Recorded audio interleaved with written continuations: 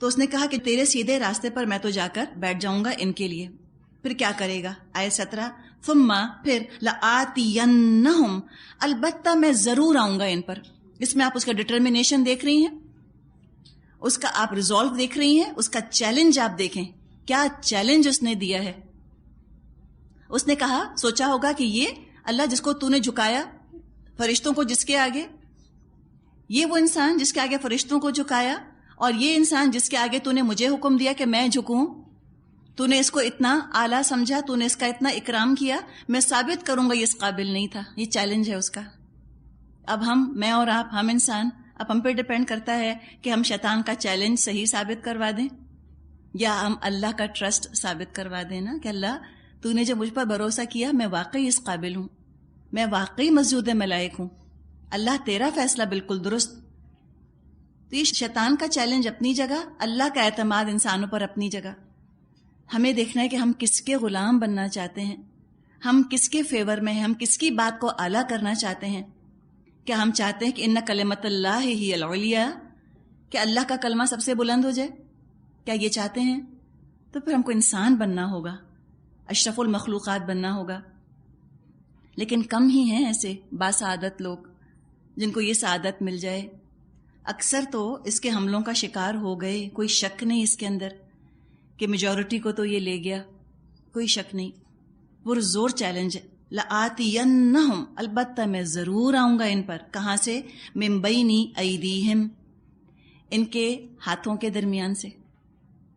ہاتھوں کے درمیان کون ہے؟ 2 ہاتھ ہیں نا آپ کے, اس کے درمیان کون ہے؟ آپ ہے نا خود. اور کیا ہے؟ دل. تو کیا کرے گا؟ دل میں شکوک, شبہات, بغاوت ڈالے گا. اللہ کے احکامات کے خلاف بغاوت, ریزنٹمنٹ کے جذبات. یاد رکھیں یہ کوئی ادھر ادھر کی بات نہیں کر رہا, کافروں کی اور جاہلوں کی اور ان کی بات نہیں, صراط المستقیم والوں کی بات کر رہا ہے. اب صرف اپنے آپ پر فوکس کیجئے اس وقت, صرف اور صرف, سب کو بھول جائیں. یہ کیا کرے گا میرے ساتھ, کیا کرے گا یہ آپ کے ساتھ؟ یہ دل میں وسوسے ڈالے گا, یہ بدگمانیاں ڈالے گا, یہ ورغلائے گا, بہکائے گا.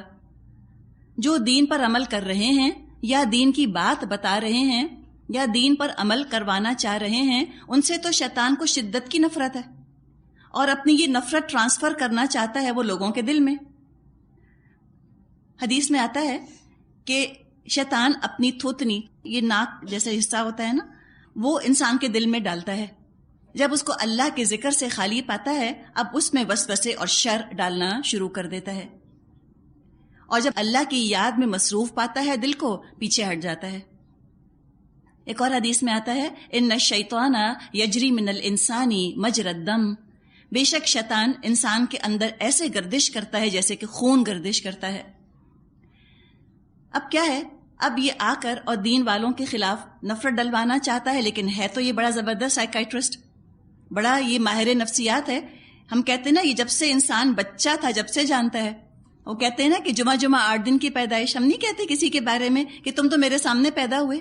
تو یہ وہ ہے ابلیس, ہم تو اس کے سامنے پیدا ہوئے, آدم علیہ السلام تو اس کے سامنے پیدا ہوئے. یہ تو خوب جانتا ہے انسانوں کو اچھی طرح سے. تو لہٰذا یہ اس طرح کے نفرت نہیں ڈالتا. اس کو پتا ہے کہ یہ جو قرآن پڑھ رہے ہیں ان کے دل میں قرآن کی, قرآن پڑھانے والوں کی محبت ہے. تو یہ ڈائریکٹ نفرت نہیں ڈالتا, یہ ڈالتا ہے بدگمانیاں کہ دیکھو تم گئی تھی نا, کیا سلوک کیا دیکھو تمہارے ساتھ, قدر نہیں کی نا تمہاری کسی مجبوری کو نہیں سمجھا ان لوگوں نے. کتنے سیلفش ہیں, کتنے خود غرض قسم کے لوگ ہیں, کتنی زیادتی کر رہے ہیں نا تمہارے ساتھ, دیکھو تم کو بھگانا چاہتے ہیں. یہ خیالات شاگردوں کے دلوں میں ڈالتا ہے استاد کی طرف سے اور علم کی طرف سے. اگر آپ کے دل میں خیال آتے ہیں, آپ یہ مت سمجھیں کہ آپ واحد ہیں جس کے دل میں یہ آتا ہے. یہ میجورٹی کے دل میں وہ یہ خیال ڈالتا ہے. ہمارا کام کیا ہے, ہم اس کو پہچان جائیں کہ یہ شیطان کا وسوسہ ہے. طرح طرح کی بدگمانیاں, دیکھو اس کا فیور کیا, تمہارا فیور نہیں کیا, اس کو یوں کیا, تم کو یوں نہیں کیا. یہ نہیں خیالات آتے. ہو سکتا ہے نہ آتے ہوں, ہو سکتا ہے آتے ہوں. اگر آتے ہوں تو سمجھ جائیں یہ شیطان کا خیال ہے.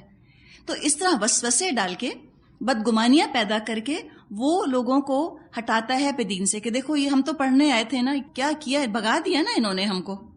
یہ طریقہ ہوتا ہے. اور پھر آہستہ آہستہ اس محبت کو یہ پہلے بدگمانی میں کنورٹ کرتا ہے، اس ٹرسٹ کو مس ٹرسٹ میں کنورٹ کرتا ہے، اور اس کے بعد پھر وہ برائی پیدا کرتا ہے ان کی، پھر آہستہ آہستہ نفرت پیدا کر دیتا ہے، ریولژن، ریزنٹمنٹ. کچھ لوگوں کو یہ کہتے سنا وہ کہا کہ آئندہ ہم کبھی نہیں قرآن پڑھیں گے. ٹھیک ہے، آپ کی مرضی، لیکن وہ اپنے آپ کو قصوروار تھوڑی ٹھہراتے ہیں. کیا؟ بما اغویتنی، ان کی وجہ سے، چونکہ انہوں نے ایسا کیا نا ہمارے ساتھ. اس لیے آج بھی آپ لوگوں سے سنیں گے لوگ کہتے ہیں وہ اتنی لمبی داڑھی رکھ کے جھوٹ بولتے ہیں، تو کیا فائدہ داڑھی رکھنے کا؟ وہ نماز پڑھ کے فلاں فراڈ کرتے ہیں، تو کیا فائدہ نماز پڑھنے کا؟ تو ان کی وجہ سے خود گمراہ ہو گئے. کہا کہ ان کا عمل دیکھ کے ہم عمل نہیں کریں گے. تو یہ پھر شیطانیت والی چیز ہے نا، ابلیسیت والی چیز ہے. تو یہ آتا ہے، شکوک و شبہات پیدا کرتا ہے نا، بغاوت پیدا کرتا ہے انسانوں کے دل میں، ریزنٹمنٹ آتی ہے، غصہ آتا ہے، جھنجھلاہٹ پیدا ہوتی ہے. اب آپ امیجن کیجئے، ہم تو اپنے کانٹیکسٹ میں بات کر رہے ہیں، آپ کے سامنے پارا کھلا ہے، آپ ترجمہ یاد کر رہی ہیں، کل آپ کو ٹیسٹ دینا ہے. اگر صرف آپ ترجمہ یاد کر رہی ہیں نا ٹیسٹ کے لیے، آپ کے دل میں اللہ نہیں ہے، آپ کا دل اللہ کی یاد سے خالی ہے. ترجمہ یاد کرتے کرتے آپ کا پارا چڑھنا شروع ہوگا، آپ کو غصہ آنا شروع ہوگا، اور بدگمانیاں آئیں گی، جھنجھلاہٹ پیدا ہوگی. آپ کہیں گے نہیں کرتے، نہیں دیتے ٹیسٹ، کیا کر لیں گے ہمارا؟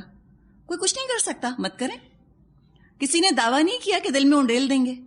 ایک فیسلٹی دی گئی ہے کہ آئیے ہم موقع دے رہے ہیں آپ کو، جو چاہے فائدہ اٹھائے. لیکن اگر یہ اللہ کا کلام یوں سامنے کھلا ہو اور جھنجھلا جھنجھلا کر یاد کیا جا رہا ہو تو کیا ہے؟ ان الشیطان یجری من الانسان مجری الدم. آپ کے آنکھیں دیکھ رہی ہیں، آپ کی زبان پڑھ رہی ہے، لیکن آپ کا دل انوالو نہیں ہے. یہ آیات دل نرم نہیں کر رہی، آپ آنر نہیں سمجھ رہی اس کو یاد کرنے کو، یہ وقت لگانے کو. جھنجھلاہٹ ہے کہ کیوں لگائیں اتنا وقت اس کے اوپر، اتنا کچھ ہمارے لیے اور کرنے کو، اتنی میری مصروفیت ہے، ایم سو بزی. کیا میں یہی کرتی رہوں؟ کیا میں یہی یاد کرتی رہوں؟ اور شیطان کو کیا چاہیے؟ علم بھی ہے، علم کے ساتھ غصہ بھی ہے. یہی ابتدا ہے علم اور تکبر کی. یہی چیز آگے بڑھ کے تکبر میں کنورٹ ہو جائے گی.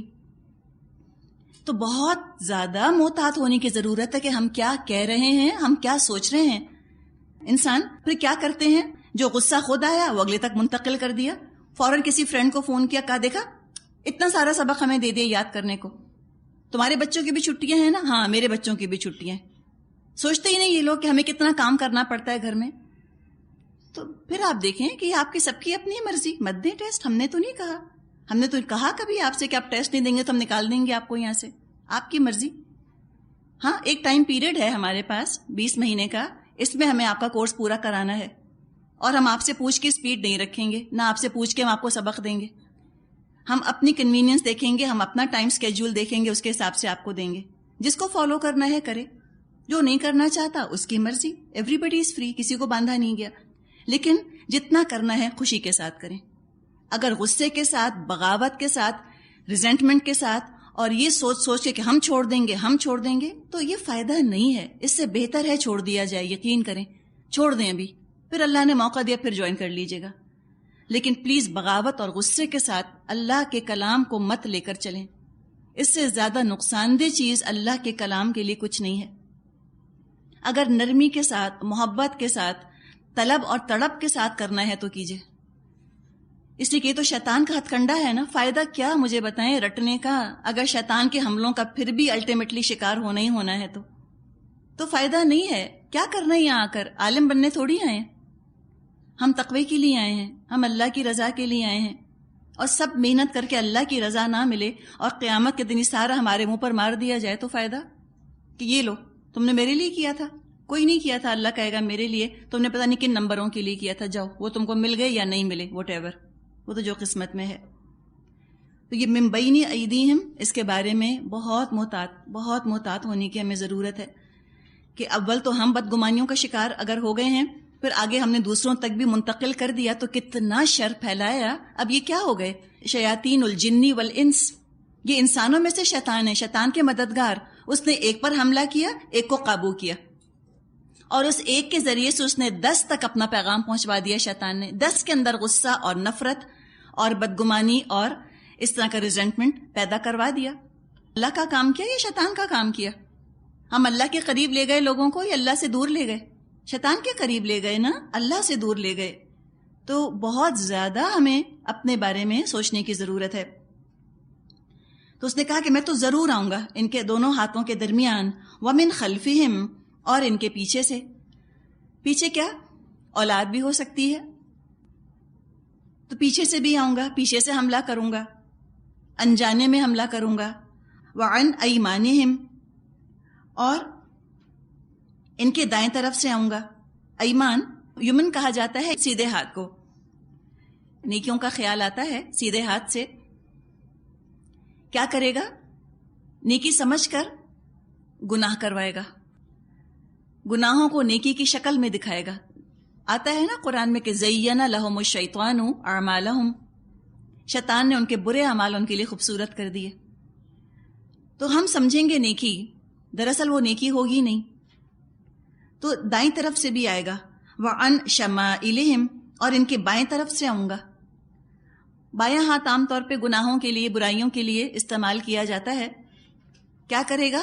برائیوں کے فائدے بتائے گا، ان کی طرف رغبت دلائے گا. اور کچھ نہیں تو چلو تم خالی کسی برائی کا قصہ سن لو، خود نہیں کرتے تو سن تو لو کہ دوسرے کیا برائی کر رہے ہیں. مثلاً کسی فلم کا تذکرہ ہو رہا ہوتا ہے، ہم نے کہا ہم نہیں دیکھیں گے، اچھی نہیں ہے، گندی پکچر ہے. یا کوئی کتاب اچھی نہیں ہے، گندی کتاب ہے. کہے گا اچھا پڑھتے نہیں تو سن تو لو، ہے کیا اس کے اندر. اس کے بارے میں سننا شروع کرتا ہے انسان. آہستہ آہستہ دل میں شوق پیدا ہوتا ہے، اچھا چلو ذرا دیکھیں تو ہے کیا. تو قرآن نے تو جو ہمیں ایک مورل لا بتایا ہے کہ برائی کا تذکرہ کرنا بھی برائی ہے، بے حیائی کی باتیں بھی بیان کرنا بے حیائی ہے.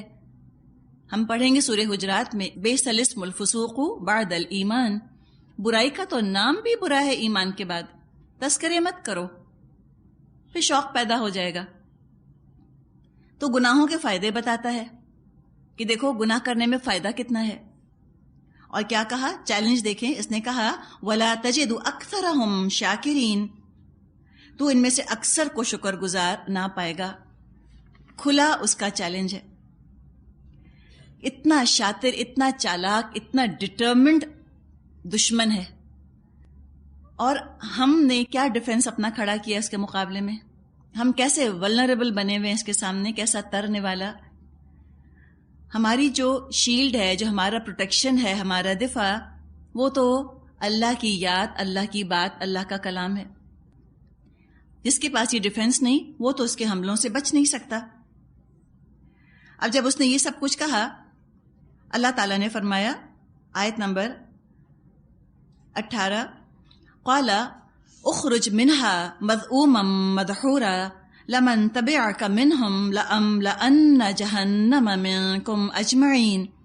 فرمایا نکل جا یہاں سے ذلیل اور ٹھکرایا ہوا، یقین رکھ ان میں سے جو تیری پیروی کریں گے تجھ سمیت ان سب سے جہنم کو بھر دوں گا.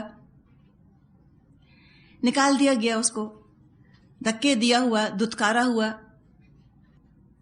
ابلیس کا علم کچھ اس کے کام نہ آیا.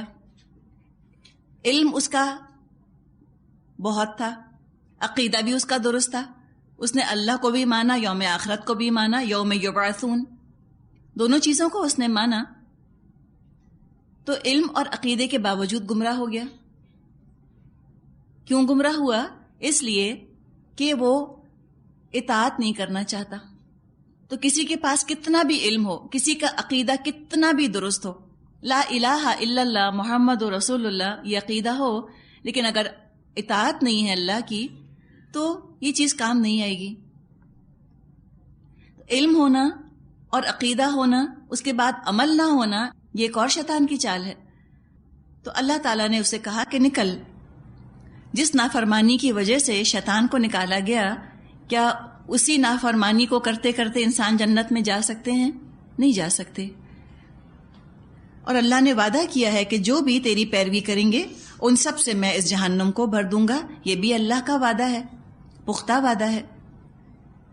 آیت نمبر 19 سے 25 وَيَا آدَمُ اسْكُنْ أَنْتَ وَزَوْجُكَ الْجَنَّةَ فَكُلَا مِنْ حَيْثُ شِئْتُمَا وَلَا تَقْرَبَا هَذِهِ الشَّجَرَةَ فَتَكُونَا مِنَ الظَّالِمِينَ. اور اے آدم، تو اور تیری بیوی دونوں اس جنت میں رہو، جس چیز کو تمہارا جی چاہے کھاؤ، مگر اس درخت کے پاس نہ پھٹکنا ورنہ ظالموں میں سے ہو جاؤ گے. آیت نمبر 18 تک ہم نے دیکھا کہ فرشتوں کا امتحان ہوا، کامیاب ہو گئے. ابلیس کا امتحان ہوا، ناکام ہو گیا. اب یہاں سے آدم علیہ السلام کا امتحان ہوا.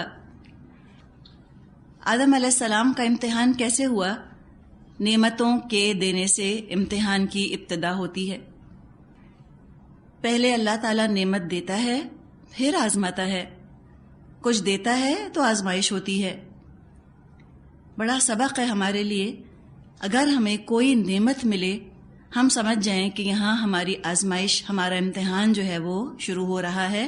اب اللہ ہمیں دیکھے گا، ہمیں جج کرے گا کہ اس نعمت کے ساتھ ہمارا کیا رویہ ہے، ہمارا کیا سلوک ہے. تو فرمایا کہ جنت میں رہو، تم بھی اور تمہاری بیوی بھی. جنت میں رہو اور جہاں سے جی چاہے کھاؤ پیو. ہر چیز مباح ہے، ہر چیز کی اجازت ہے. Every thing is allowed. اور یہی شریعت کا مزاج ہے. شریعت میں زیادہ تر چیزیں الاؤڈ ہیں، ان کی اجازت ہے، رخصت ہے.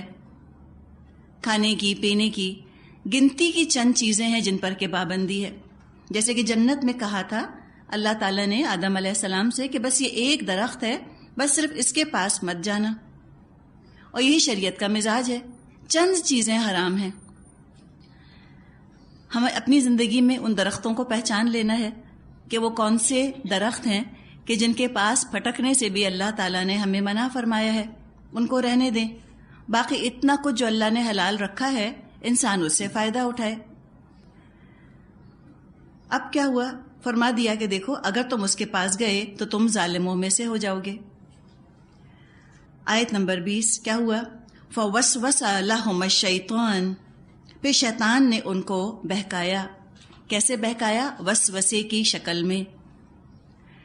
جس ایک درخت سے روکا گیا تھا وہی درخت شیطان کو بہت اچھا لگا، اور ہو سکتا ہے کہ شیطان نے اس درخت کے پھل کی دل فریبیوں پر اور برکتوں پر ایسی ایک دل فریب تقریر کی ہو کہ دیکھو اس درخت کے اتنے فائدے ہیں، اتنی برکتیں ہیں، اور وہ اس نے خوبصورت سپیچ اس پر دی ہو کہ آدم علیہ السلام کا دل للچانے لگ گیا ہو. کہا ہوگا شیطان نے کہ اس پورے باغ میں اگر فائدے کی چیز ہے تو بس یہی درخت ہے جو کہ فائدے مند ہے، جس سے کہ تمہارے رب نے تم کو روک دیا، اور باقی ساری چیزوں کی اہمیت کم ہو گئی. آج بھی ہمیں یہی لگتا ہے. اللہ نے اتنے ڈرنکس بنائے ہیں، اتنے مشروب بنائے ہیں، اتنے فروٹس ہیں، ان کے جوسز ہیں، ان سے کئی طرح کی چیزیں بنتی ہیں. پینے کو دودھ ہے، اور دودھ سے کتنے مشروبات بنتے ہیں. کوئی کمی نہیں ہے ڈرنکس کی دنیا میں. کوئی دعویٰ کر نہیں سکتا کہ جتنے ڈرنکس ہیں میں نے سارے پی لیے. لیکن جس ایک چیز سے اللہ نے روکا ہے، شراب، اس کو اتنا مزین، اس قدر خوبصورت کر دیا ہے شیطان نے کہ لگتا ہے کہ جس نے شراب نہیں پی، الکوہل نہیں پیا، اس نے تو زندگی کا لطف ہی نہیں اٹھایا. کلچرڈ اور سویلائزڈ اور انڈیپینڈنٹ، لبریٹڈ، ایجوکیٹڈ، کون سے خوبصورت ٹائٹلز ہیں جو اس نے شراب نوشی کے ساتھ لگا دیے. ایلیٹ ہونے کی، اعلیٰ ہونے کی علامت سمجھی جاتی ہے. سوشل گریس میں شمار کیا جاتا ہے ڈرنکس، ٹوسٹ کرنا. تو یہی اس نے انسانوں کے ساتھ کیا جو آدم علیہ السلام کے ساتھ کیا تھا. وسوسہ ڈالا ان کے دل کے اندر.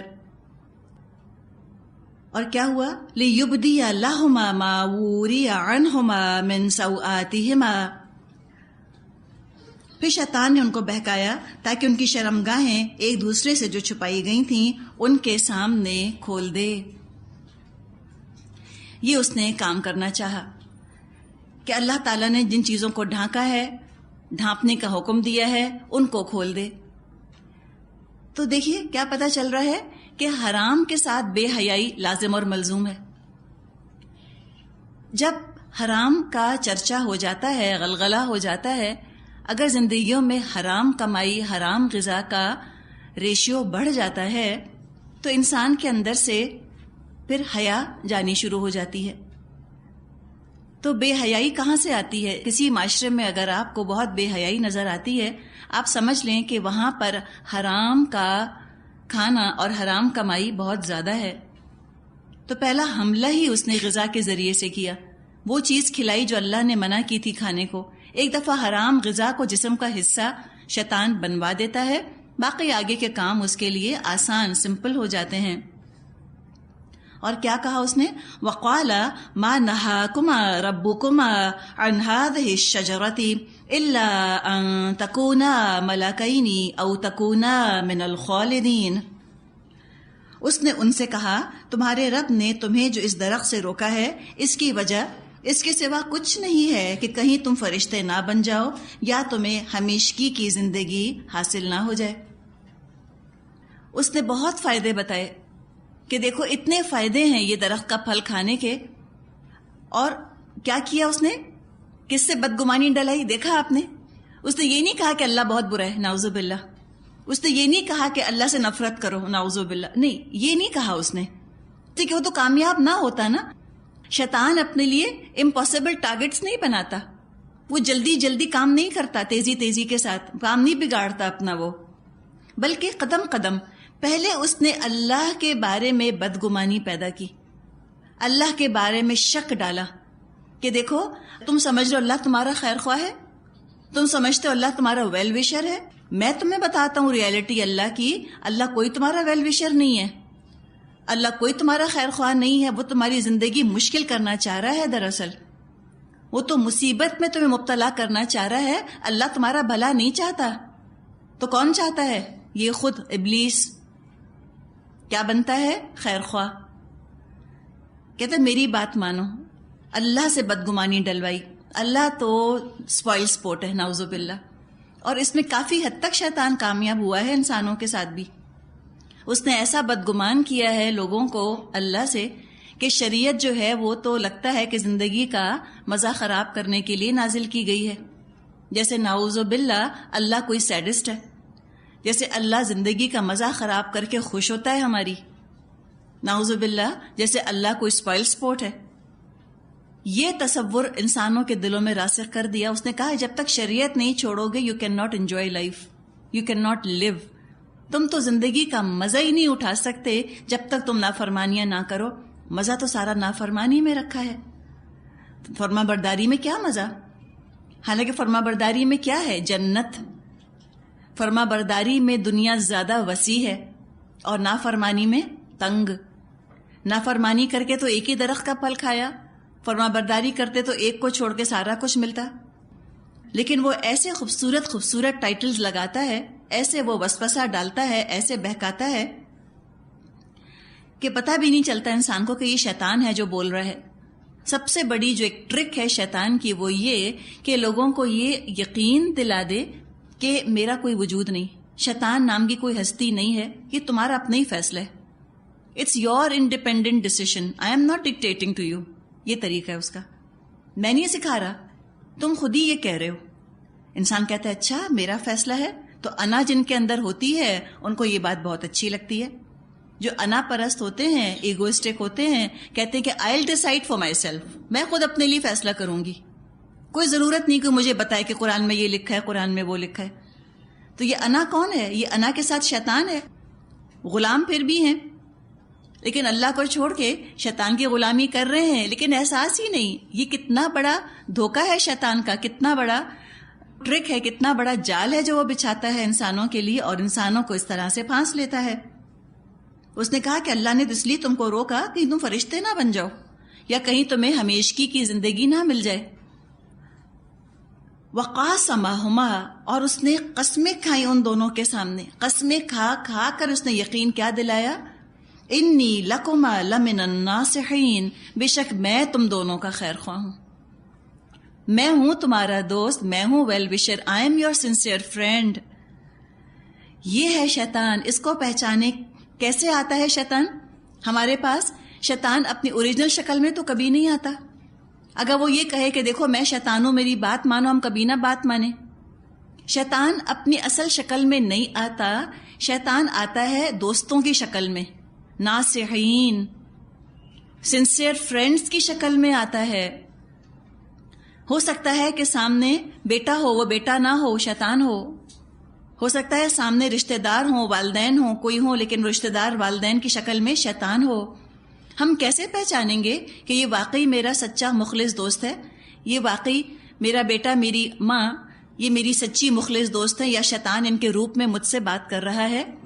آپ یہ دیکھ لیں کہ جو بھی اللہ کے احکامات کو توڑنے کے فائدے بتائے اور اللہ کا حکم ماننے کا نقصان بتائے، وہی شیطان ہے.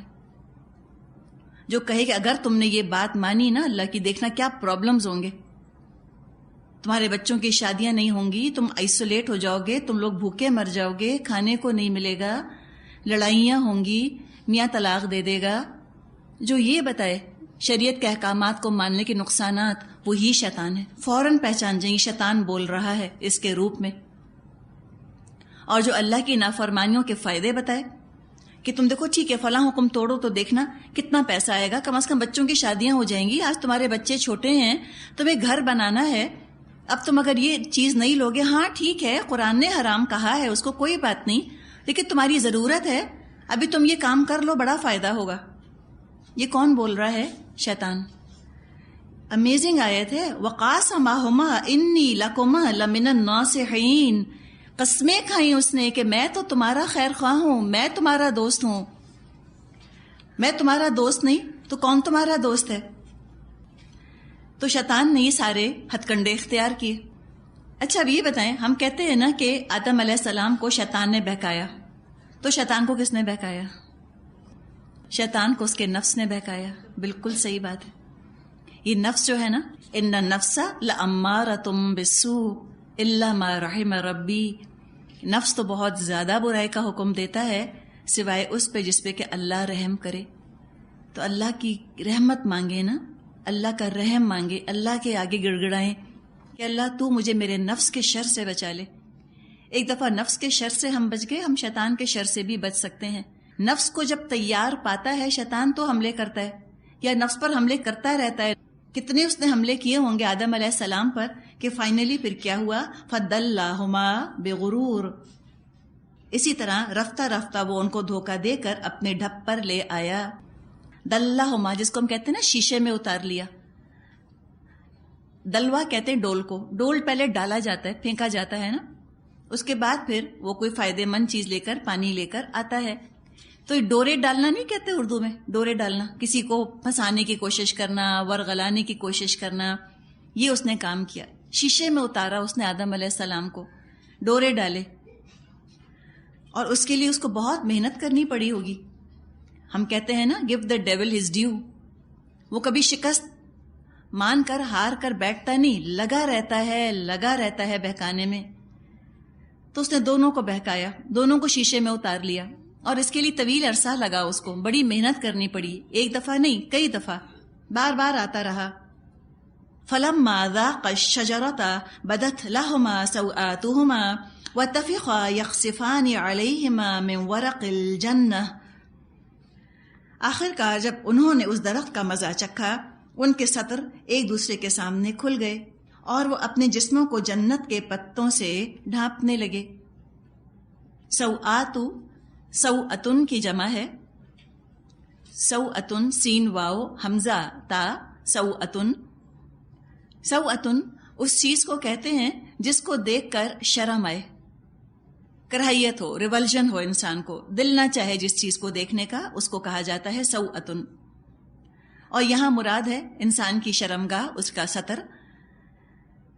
تو جیسے ہی انہوں نے درخت کا پھل کھایا، ان کے سطر کھل گئے. یہ اثر ہوتا ہے حرام غذا کا، کہ انسان کے لباس پر اس کا اثر پڑتا ہے. حرام غذا اور لباس یہ ڈائریکٹلی پروپورشنل ہے، ان کا براہ راست تعلق ہے. جتنا حرام میں ملوث ہوں گے، لباس کم سے کمتر ہوتا چلا جائے گا. اور جتنا انسان کے دل میں ایمان آئے گا، اتنی حیا آئے گی. حیا اور ایمان یہ ساتھ ساتھ رہتے ہیں. تو دیکھیے کیا ہوا، آدم علیہ السلام اور بی بی حوا کے دل میں تو ایمان تھا نا. ٹھیک ہے، انسان ہونے کے ناطے، انسانی کمزوری کے ناطے شیطان کے حملے کا وہ شکار تو ہو گئے، لیکن ان کے اندر ایمان تھا اور حیا تھی.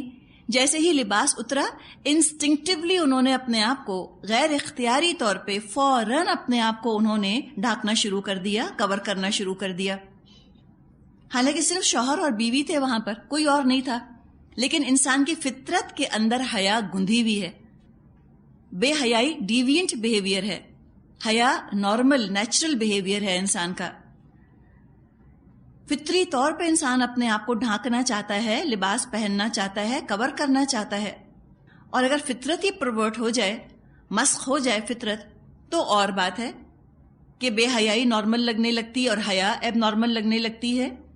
لباس کا اترنا پسندیدہ اور قابل قبول ہو جاتا ہے، اور لباس کا پہننا انتہائی ناپسندیدہ اور ناقابل قبول ہو جاتا ہے.